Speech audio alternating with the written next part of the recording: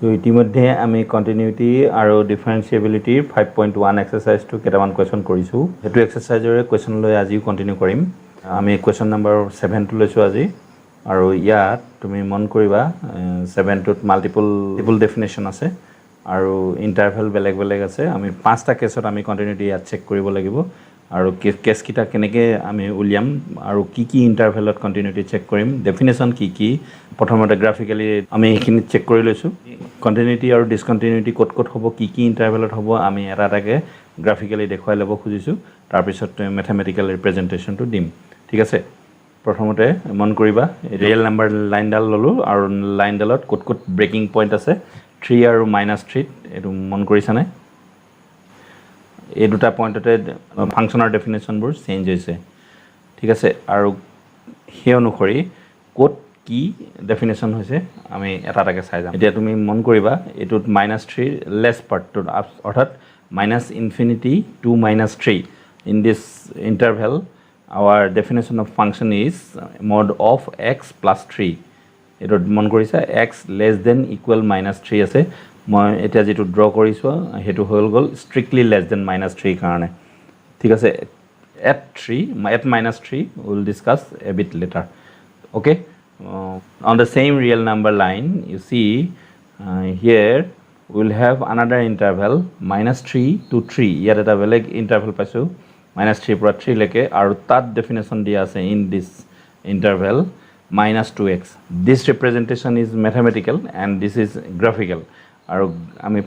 পিক্টোৰিয়ালি কোনটো এৰিয়াত তাৰমানে আমাৰ ডেফিনেশ্যনটো -2x হ'ব এটো দেখা পাইছো আমি এতিয়া -3 পৰা 3 লৈকে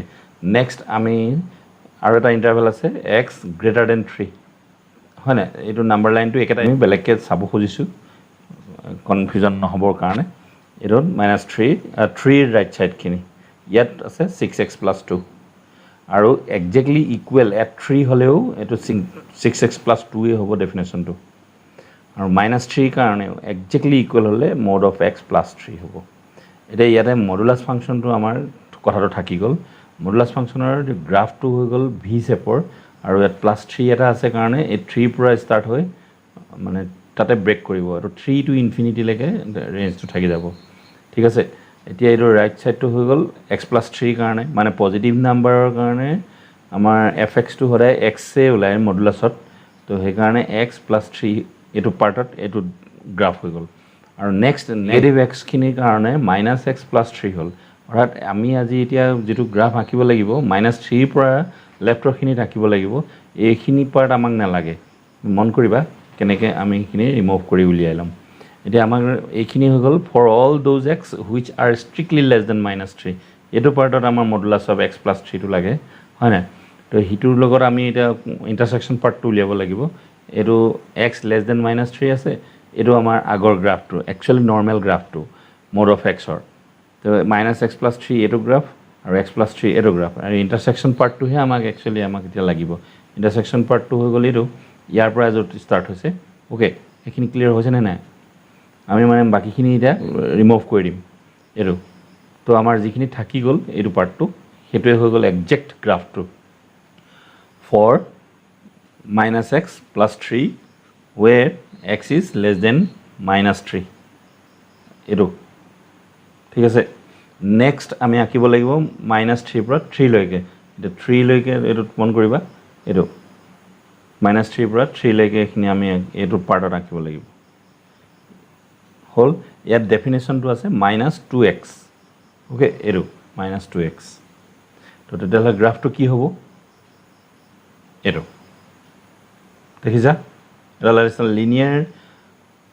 পলিনোমিয়েল ফাংচনৰ গ্ৰাফবোৰ হৰাই ষ্ট্ৰেইট লাইন হয় স্লোপটো -2 আছিল কাৰণে এনেকৈ স্ল্যান্ট হল আৰু নহলে মানে আমি এনেকৈ পালো হেতেন যদি +2x হল হেতেন ঠিক আছে হেতু স্লোপৰ y = mx + c স্ট্যান্ডাৰ্ড যেটো ফৰ্ম আছে তাৰ পৰা এটো কনস্ট্ৰাক্ট হৈছে ঠিক আছে এনেও তুমি এটো ক'ব পাৰা -2x ইয়াত যদি x ৰ ঠাইত আমি -3 টো পুট কৰো তেতিয়া হলে 6 হ'ব 6 to এটো হাইটত আহিব মানে -3,6 আৰু যদি 3 পুট কৰো তেতিয়া হলে এটো 3,-6 এটো পইণ্ট হ'ব এটোটা পইণ্ট জয়েন কৰি দিলে এটা লিস্টেড লাইন পাম তেনেকেও পাব পাৰো আৰু এতিয়া আমাৰ আৰু এটা ইন্টাৰভেল আছে 3 ৰাইট সাইডে এইটো ইণ্টাৰভেলত তুমি চেক কৰা এইটো x is greater than 3 আৰু ডেফিনেশ্যনটো 6x plus 2 ক্লিয়াৰ হৈছে এটা 6x plus 2 কাৰণে গ্ৰাফটো কেনেকুৱা হ'ব if we put x is equal to 3 then we will get the value of this expression 20 is the minimum value for this function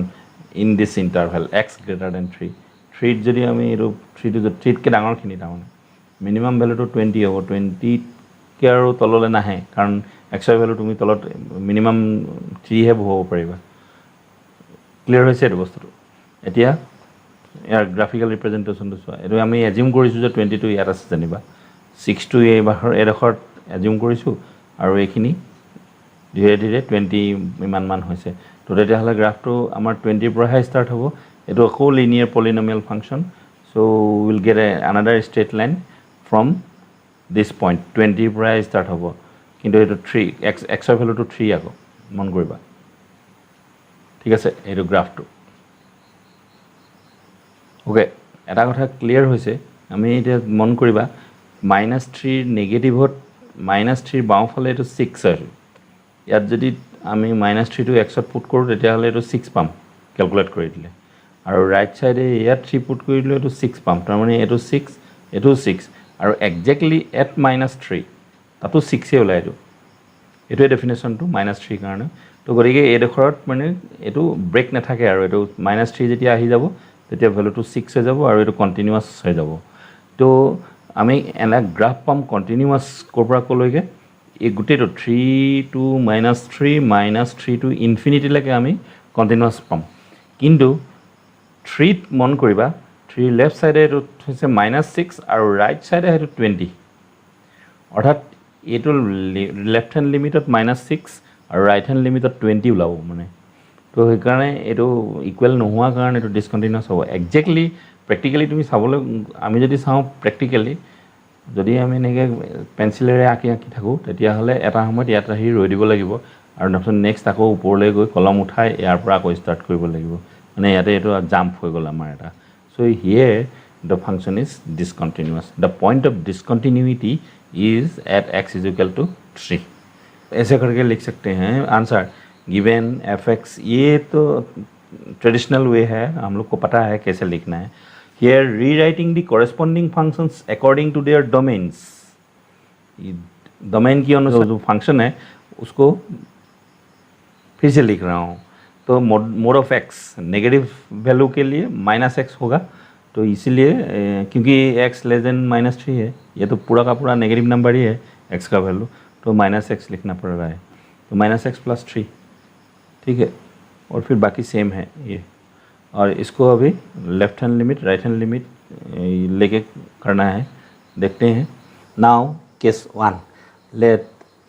x is equal to c greater than 3 right साइडर जेटु interval तक माने गुटे इंटरवलটো কাৰণে আমি এটা আৰবিট্ৰাৰি real number ধৰি ল'ব লাগিব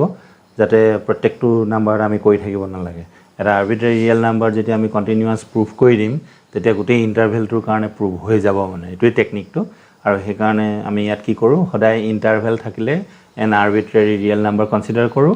আৰু পইণ্টত হলে মানে লেফট হ্যান্ড ৰাইট হ্যান্ড আৰু ভ্যালু অফ দি ফাংশন এই তিনটা কোয়ান্টিটি ডিৰাইভ কৰো তো হেতু কথা ভালকৈ মনত ৰাখিবা ইন্টাৰভেল হলে সদায় আমি এটা ৰিয়েল নাম্বাৰ এজিউম কৰিম হেতু c k জি যাৰ জি মন যায় ধৰি লব পাৰিব আৰু হেতু ইন্টাৰভেলৰ কেছত আৰু এক্স্যাক্টলি পইণ্টত হলে মানে right hand limit left hand limit আৰু ভ্যালু অফ দি ফাংশন উলিয়াব লাগে কেতিয়া ৰাইট হ্যান্ড লিমিট আৰু লেফট হ্যান্ড লিমিট উলিয়াম যেতিয়া ৰাইট সাইড আৰু লেফট সাইড দুইটাতে ডেফিনেশনটো চেঞ্জ হৈ থাকিব এই কথাবোৰ মনত ৰাখিবা okay let's move let x is equal to c greater than 3 be an arbitrary real number এটো এজিউম কৰিছো আৰু limit উলিয়াইছো limit x tends to c f x ইয়াত right hand limit আৰু left hand limit উলিওৱা দৰকাৰ নাই because on both sides of c definition of fx is same which is 6x plus 2 it is given তো হেতু কাৰণতে আমি straight x tends to c লৈ লিমিট উলিয়াইছো আৰু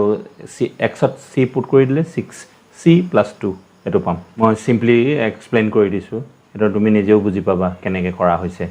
the value of the function for all c greater than 3 যিকোনো c কাৰণে ভ্যালুটো তো এইটো য'তে উলিয়াব লাগে তাতে হ'লেও এইটো ডেফিনেশ্যন এইটোৱে হ'ব সেইকাৰণে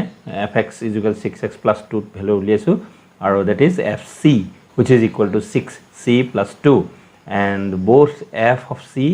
and the limiting value are equal here hence fx is continuous for all x greater than 3 okay তুমি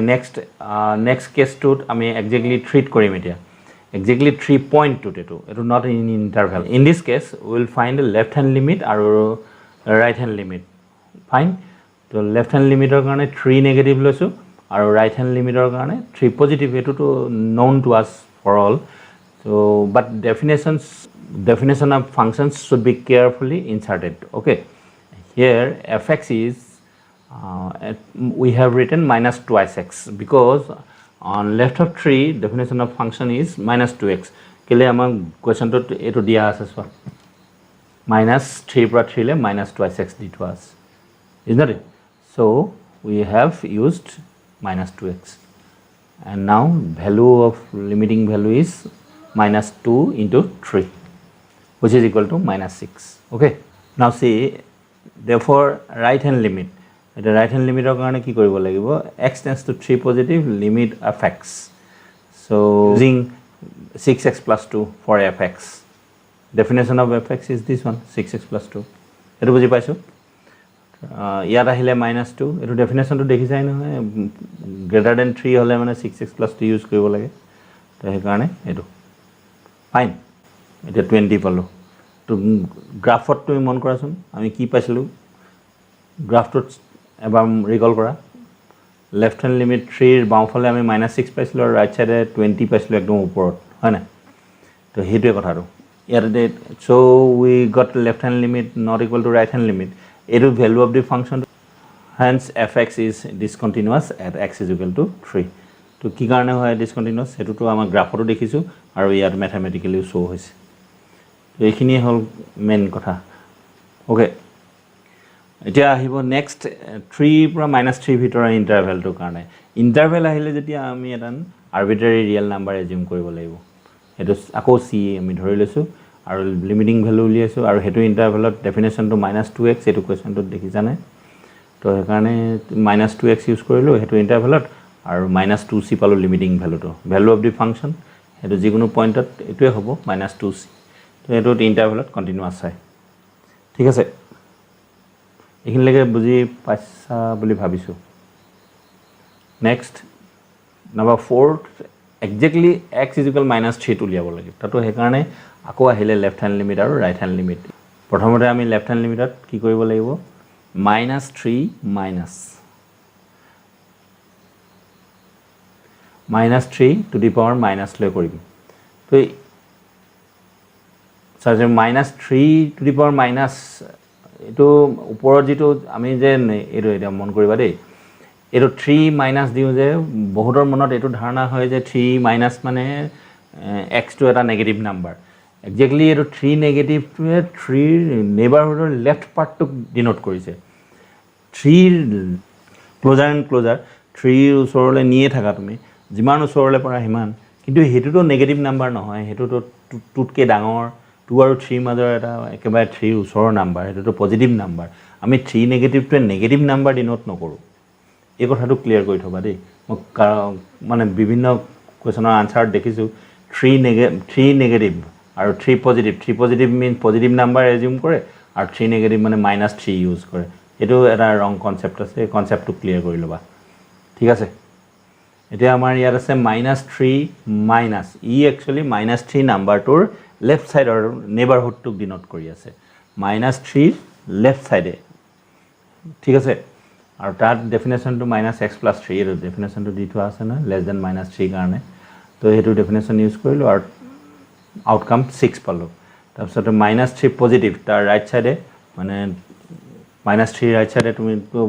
মন কৰিছিলা তো তাৰ পজিটিভৰ কাৰণে এটো ইন্টাৰভেলত -2x আছে তো এবাৰ -2x ইউজ কৰিম আৰু তেতিয়াও আমি 6 এ পালো অৰ্থাৎ লেফট হ্যান্ড লিমিট আৰু ৰাইট হ্যান্ড লিমিট ইকুয়াল পাইছো ওকে আৰু ভ্যালুটো চাও কি হয় ভ্যালুটো কোনটো ডেফিনেশন ইউজ কৰিম এতিয়া ইকুয়াল সাইনটো কোড আছে -e ইকুয়াল সাইনটো এৰ উপৰত আছে এইটো তো এৰ -x + 3 ইউজ কৰিম এতিয়া সেইটো ভ্যালুটো তেনেকৈ উলিয়ালো আকৌ 6 পালো so all these three quantities are equal so hence fx is continuous at x is equal to -3